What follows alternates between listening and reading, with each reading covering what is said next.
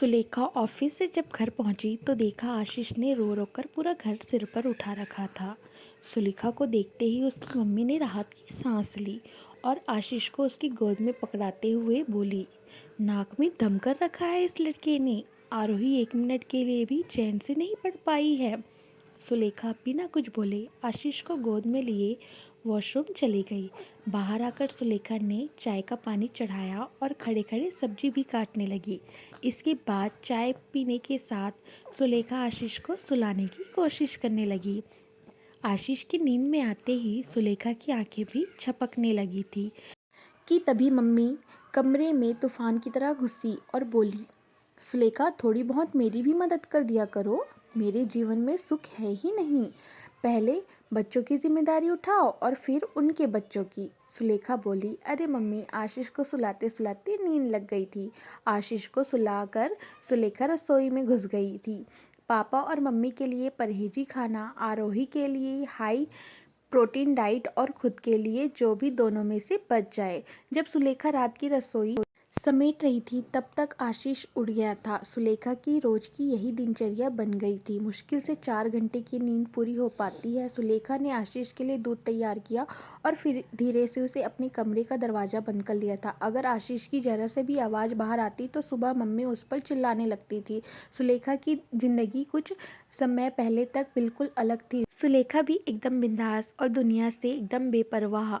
गेहूं जैसा रंग, मस्त मगन मुस्कान, घुंघराले बाल, हर कोई कॉलेज और दफ्तर में सुलेखा का दीवाना था। मगर सुलेखा भी दीवानी अजय की। अजय उसके साथ ही इंजीनियरिंग कॉलेज में था। दोनों की गहरी दोस्ती होते होते प्यार में परिवर्तित हो गई थी। सुलेखा के मम्मी पापा अजय के घर गए थे और अजय के मम्मी पापा के तेवर देखकर उन्होंने सुलेखा को आभास करा दिया था, बेटा ऐसा प्यार बहुत दिनों तक नहीं टिकता है। हमारे यहाँ प्यार दो लोगों के बीच नहीं बल्कि दो परिवारों के बीच होता है। हमारा और उनका परिवार काफ़ी अलग है। मगर उस समय तो सुलेखा को कुछ समझ ही नहीं आ रहा था। लड़ झगड़ कर आखिरकार सुलेखा ने अपनी परिवार को मना ही लिया था और अजय का परिवार भी बड़ी बेदली से तैयार हो गया था। जब सुलेखा और अजय हनीमून पर गए तो सुलेखा को अजय का व्यवहार अजीब सा लगा। सुलेखा पुरुष स्त्री के रिश्तों से अभी तक अनभिज्ञ थी।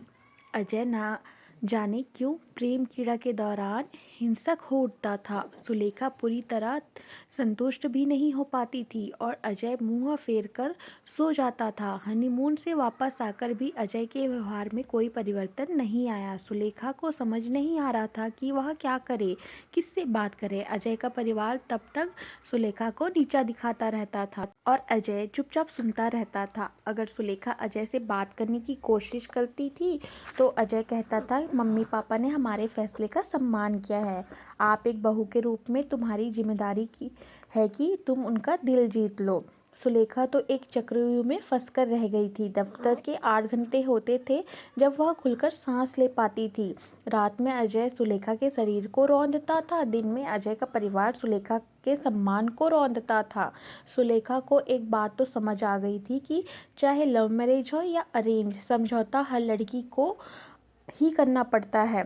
इस बीच सुलेखा गर्भवती हो गई थी। सुलेखा को लगा शायद अब उसके विवाह की जड़ें मजबूत हो जाएंगे, लेकिन आशीष के जन्म के बाद भी समस्या ज्यों की त्यों बनी रही। अब सुलेखा की जिम्मेदारी और अधिक बढ़ गई थी। रात में आशीष और घर की जिम्मेदारी और दिन में दफ्तर देखते देखते सुलेखा एक कंकाल जैसी हो गई थी। विवाह के 1 वर्ष में ही अजय सुलेखा के लिए एक पहेली बनकर रह गया था। धीरे धीरे सुलेखा को समझ आ गया था कि अपनी मर्दाना कमजोरी छुपाने के लिए अजय उस पर हर समय हावी रहता है। सुलेखा भरसक प्रयास करती थी कि उसकी किसी बात से अजय की मर्दानगी को ठेस न पहुंचे। मगर जब एक दिन अति हो गई तो सुलेखा अपना सम्मान और आशीष को गोद में लेकर अपने मायके आ गई थी। सुलेखा की मम्मी पापा हक्के बक्के रह गए थे।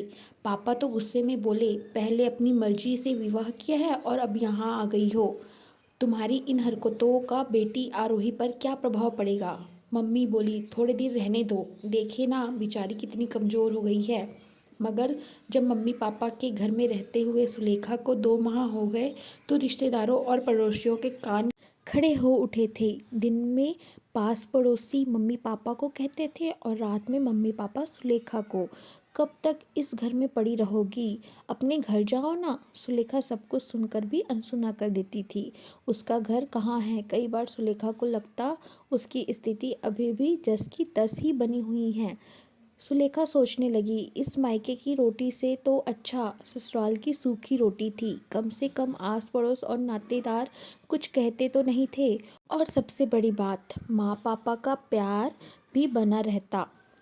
यहाँ मायके में सुलेखा अपने वेतन का 75 भाग मम्मी को दे देती थी। मम्मी बड़ी वेदली से लेकर कहती थी, बेटी आजकल महंगाई इतनी है, सब्जी के भाव आसमान छू रहे हैं, पूरा 1 लीटर दूध तो आशीष ही पी जाता है। मम्मी के मुंह से यह बात सुनकर सुलेखा का मन खट्टा हो जाता था।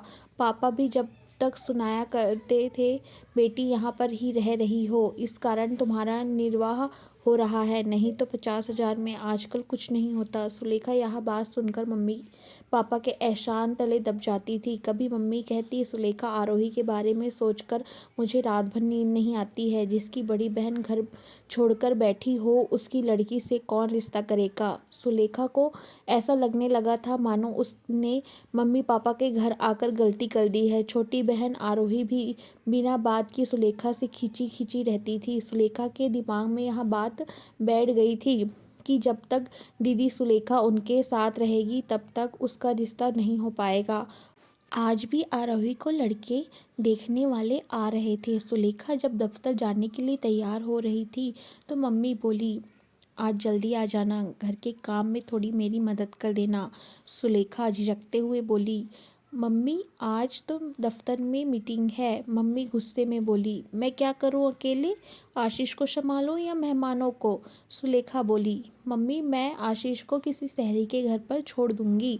पापा तो लगते हुए भी बोले कि मेरी और तुम्हारी मम्मी की अब उम्र नहीं है छोटे बच्चों की जिम्मेदारी उठाने की। आरोही बोली, देखो दीदी, आप अच्छा खासा कमा आती हो, कम से कम आशीष के लिए एक नौकरानी तो रख सकती हो।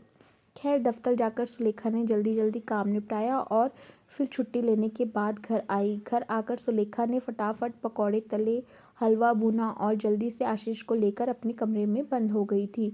सुलेखा मेहमानों के सामने पढ़ना नहीं चाहती थी।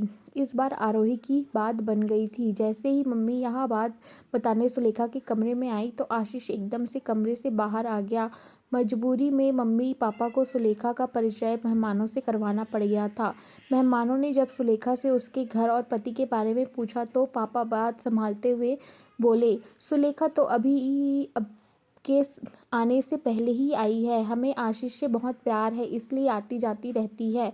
लड़की वालों की तरफ से लगभग बात फाइनल थी। पूरा परिवार बेहद खुश नज़र आ रहा था। मम्मी सुलेखा से बोली, देखो बेटी, अब तुम अपने घर जाने के बारे में सोचो। सुलेखा, तुम्हारी गलतियों की सज़ा आरोही को नहीं मिलनी चाहिए।